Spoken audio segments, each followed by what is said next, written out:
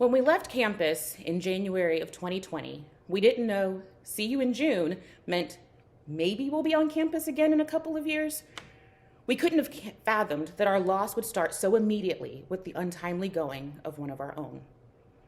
We didn't expect to be locked down in our lives, whether we felt stable and safe in our circumstances or not. We juggled careers, shifts in childcare and family dynamics, economic instability, social and political unrest, a global public health crisis. We didn't ask to be fearless, but we got to be brave. We didn't ask to be resilient, but we learned to be strong. So my friends, no matter how far where you expected to be is from where you ended up, be proud. Proud of doing already hard work under the craziest circumstances. Proud of hanging on when no one would have blamed you for letting go. Thank you, Bennington, Mark, Megan, and especially Dawn, who's leaving us, for giving us the opportunity to meet or become reacquainted with our fiercest, funniest, angriest, smartest, saddest, most honest selves. Thank you to our faculty advisors who encouraged and pushed and held us accountable. Thank you for believing, is demanding too strong a word? That we still produce the high quality of work you knew we could. Thank you to classmates who checked in on Facebook, organized cohort Zooms, created virtual workshop groups, listened to our ventings and fears, opened up their homes for mini residencies, and to those who just quietly stayed the course.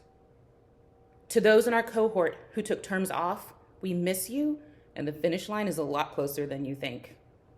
To those we adopted along the way, welcome. We're proud to read and graduate alongside you.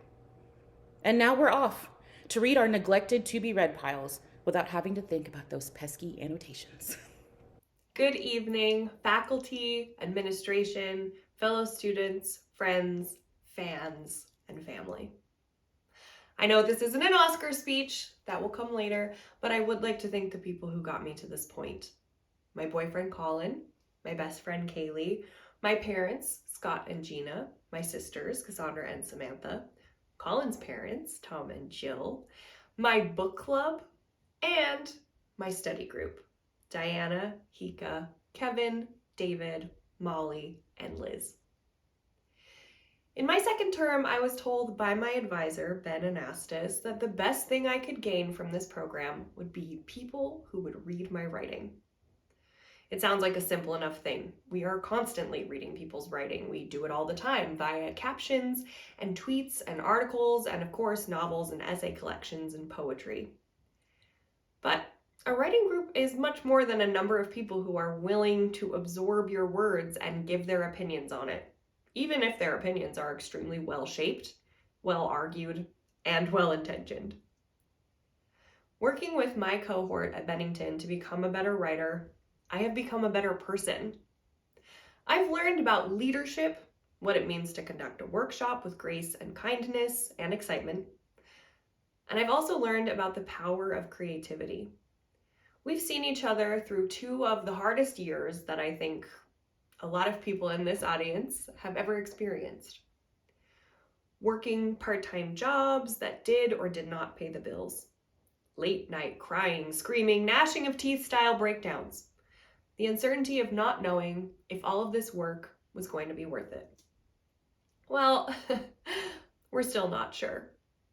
But I can tell you for a fact that all of these people in my Bennington cohort have brilliance behind their words.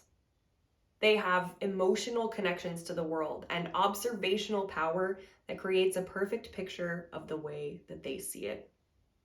Maybe some of us will go on to become best-selling authors, or maybe none of us will.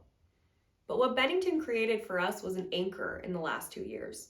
It was something that we could depend on, whether a positive or a negative. It was always there. Every month we had to pour our hearts and souls into creative work, and we had to hone our thinking into critical analysis. It kept our brains going at a time when turning into mush was absolutely an option for everybody else. Our creative work, the reading, all of the critical analysis gave us some structure and goals. Us, all of us. We always think of writing as such a solitary endeavor. I have made endless jokes about being the only extrovert at Bennington College, which I still think is true. We're people who like to be in our own heads, spinning tales and weaving words between characters in worlds that may or may not look like our own. The act of reading, too, is a relationship between reader and novel only, something you do on your own to retreat. But if you look around you, virtually, or in your mind's eye, you will see all the people who have assisted you in your writing. Maybe there's an ex who gave you a juicy story to tell later. Perhaps that teacher who didn't believe in you, but you proved them wrong. Also the positive ones. Your Bennington advisors who worked with you to shape your writing. The friends and family and neighbors who accepted your "I'm in grad school" excuse for any erratic behavior. And each other. From workshops to Slack chats to the occasional in-person coffee dates.